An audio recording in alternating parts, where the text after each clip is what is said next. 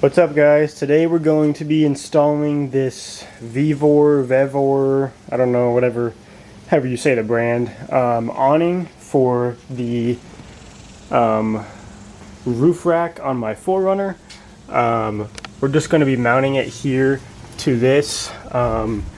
They include these brackets for mounting it into like your roof bars, but I actually just took mine off because they were flimsy, and I mounted it a lot more solid with these conduit hangers.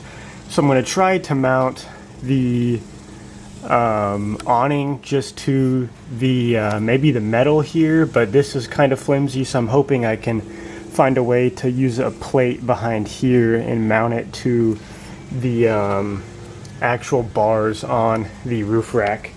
And it comes with quite a bit of hardware here, and then these two brackets and these, which actually they don't align. I'm not sure exactly how they want you to do this, but I may actually cut these so I can have 4 of these, and then just do kind of like something like this, and then just some down here too, and then have these clamp onto the bars of my roof rack. But what it looks like the whole tent, or the whole awning, is already assembled, which is nice. I thought from what I saw online I would have to assemble it, but let's see. They don't give me as much hardware as I would like. I wish I had 8 of these, so I might have to go run to the hardware store and go match this bolt, because I would probably like to have this thing mounted from more than just 2 places, or I could even just cut these bolts if I really wanted to. But yeah, that seems like that's what you do. I think you probably pop these caps off and then just slide the bolts down in there and then bolt it on. So it seems really easy, and then it has the rope and stakes for actually pulling the awning out with a little carrying case there. But I'm gonna go ahead and get it up there and see what looks like the best option holding it up, and then we'll go from there. So what my plan is here is I'm going to mount it from up here on the upper rail right here. It is going to be mounted up here with the long bolts, and then I'm going to have these brackets are going to go over it like that, and then clamp down on the roof rack, and I'll bolt it on. And then since these are really long, I'll just cut them off afterwards. And then right here I just drilled 2 holes, and then I painted them black so it doesn't rust. So I'm letting that dry. But then that will be for this lower section here with the shorter bolts.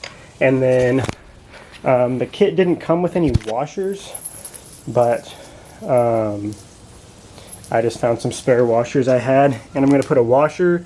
I'll put that through the hole, then I'll put a washer on the other side, and then one of the included lock nuts, which are 13 millimeters, and then I'm just going to clamp it down so that it's mounted from both little bolt tracks. And you know, it'll be mounted on the top and on the bottom, just to make it a little bit more sturdy and make sure that it doesn't rattle or anything. So I've got this electric ratchet. Since I'm doing this by myself, I'm going to have to be holding this up there and aligning the bolt holes and bolting it in. So an electric ratchet is going to make this a lot easier. So I'm going to wait for that paint to dry and then get it mounted, and I'll show you what it looks like, and then we can unravel it. Alright, so I got it mounted, and it was actually a lot easier than I thought. The only thing that made it a little bit more difficult was I mounted it too low at first and wanted to raise it, and I almost could even raise it more. I don't want it to be the highest thing on the roof rack, but I want it to be pretty close, and I wanted there to be enough room under here if I needed to get a strap to this bar, or I didn't want these zippers hitting the paint, which they're a lot closer because it started sagging more. So I may try to raise it up a little bit more, but you can see it's all mounted on there really nice and really solid. I'll go around to the other side and show you what I did.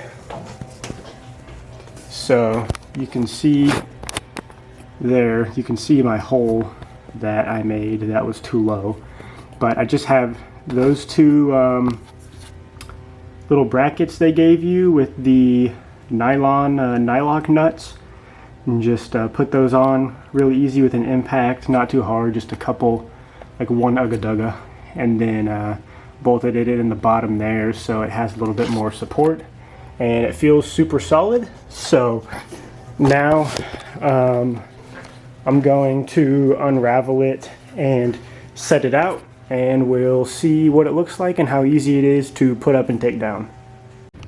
So here it is set up.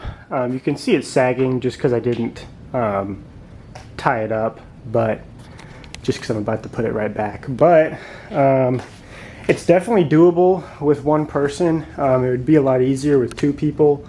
It definitely feels like something that you need to be careful with, just because it doesn't look like the strongest. Like, these bars are in here with this real thin aluminum, and I just feel like I could break it at any moment. But it is the cheapest roof awning that you can even find, so that's to be expected. So I'm not complaining at all, but it has these straps here for you to, you know, strap it up so that it doesn't sag, which it looks like it honestly would sag either way. But yeah, that's what it looks like all set up. But yeah, that's pretty much it. It was pretty easy to put back up in there, and I kind of figured out how it works better and a better way to do it. So it went up really easy, zipped up, and looks all good to go. So yeah, that's pretty much it for this video. It also comes with the stakes and rope, and then the instructions for it were inside the actual zipped up thing, but it's got these this rope and the stakes you use to and then a little storage bag as well, that you would use to actually tie it to the ground and make it stable in the wind. But yeah, that's pretty much it. Please leave a like and subscribe, and follow me on Instagram at Nickjoenap, and I'll see you in the next video.